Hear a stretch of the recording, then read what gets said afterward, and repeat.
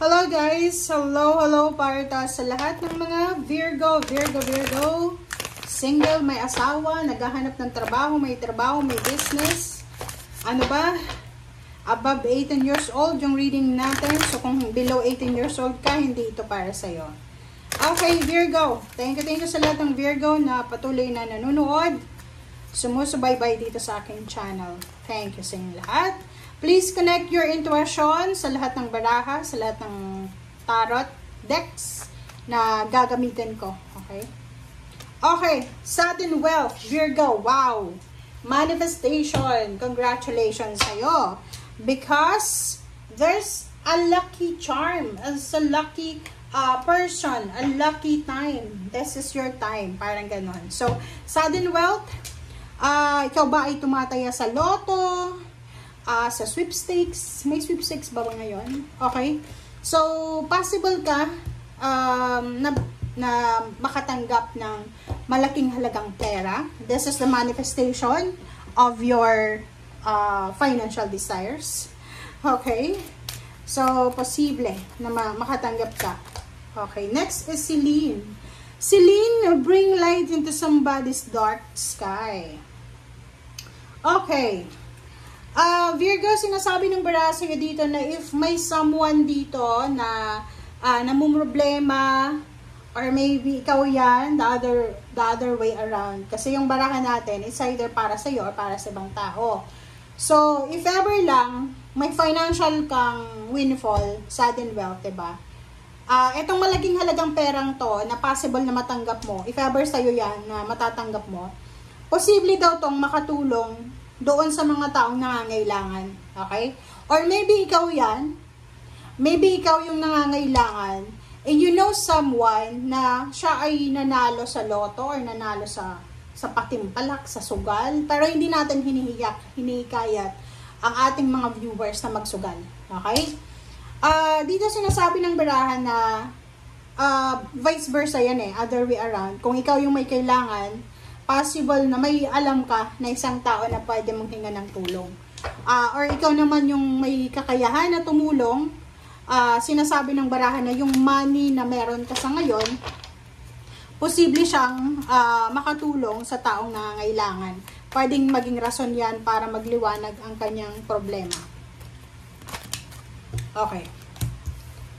Okay. Third deck tayo. Six of Pentacles.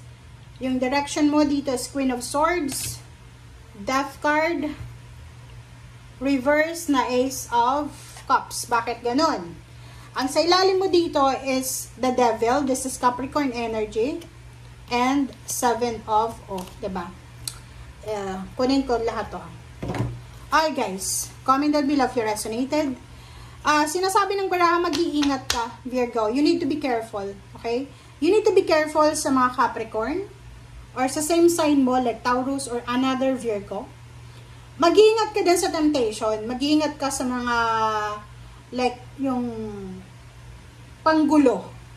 Saan? Okay?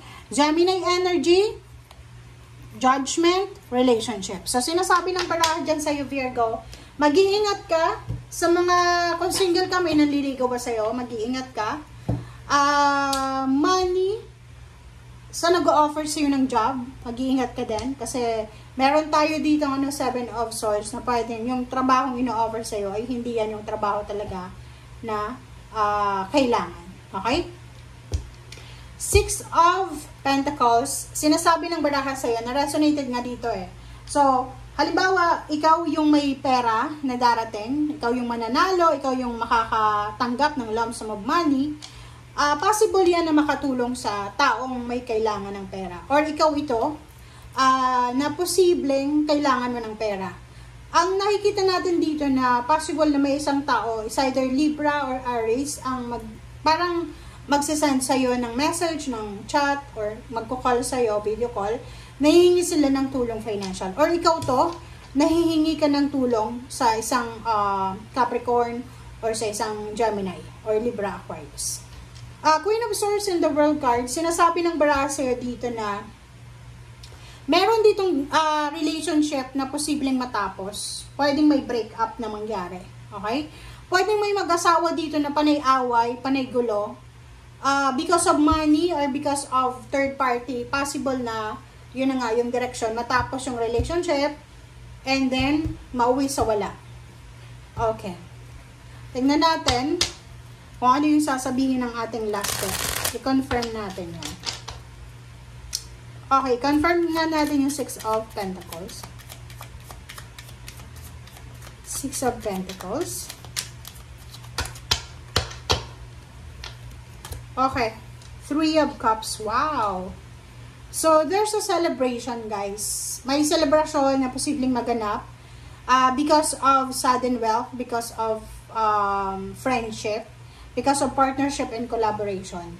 So, maybe may maglo-launch ng business, maybe may party because of salary increase or higher position, parang ganon, despedida party.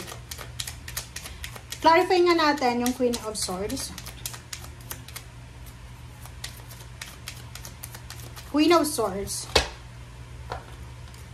Okay, Page of Cups. Yun, nakikita ko sa'yo dito, Virgo, na yun. Kailangan mong mag-ingat sa mga nanliligaw sa'yo. Okay? Like for example, yung purpose mo is magkaroon ng tahimik na buhay financial. Isa sa mga temptation, since lumabas yung Capricorn energy sa'yo na the devil, is relationship. Yung parang, ang focus mo is ma-promote sa trabaho, tapos papasok yung relationship na parang siya ay temptation. So, kailangan mong maging wise, maging matalino ka sa pagpili or sa bagay-bagay na papasukin mo. Okay? Okay. So, the World card and 5 of Swords and 7 of Pentacles. Nakikita ko sa'yo dito na parang meron kang pangarap sa buhay or parang meron kang hinihintay. It's either naghihintay ka ng salary increase or higher position or pwedeng nag-a-apply ka ng trabaho but parang i-give up mo na siya. 'Di ba? Ang nakikita ko ditong Virgo na disappointed siya. Sobra-sobrang disappointments yung nararamdaman niya because yung mga gusto niyang mangyari, yung plano niya, di ba yung parang nagpaplano ka, nagde-daydreaming ka, abang ginagawa mo yung 7 of Pentacles. Like, halimbawa lang isang farmer, di ba, nagtatanim siya, kung ano man ang tinatanim niya. Habang nagtatanim siya, ang dami niyang plano na after mamunga nitong tinanim niya, marami siyang gustong bilhin, marami siyang gustong i-purchase or i-invest. But, after niyang makuha yung harvest, wala siyang nabili. Because maybe maraming utang or mahina yung harvest. So, dito sinasabi ng baraha sa'yo na mayroon dito na Virgo na nagmamanifest siya ng financial success. But, ang pakiramdam niya sobrang ilap ng success sa kanya. So, pwede siyang matempt na mag-asawa na lang kung single siya. Or, parang nakafocus ka na ngayon sa love life instead of money. Parang ganun. Sabi ko na eh. 10 of Cups. Diba? Justice. May possible dito na kasal na magaganap. Meron ditong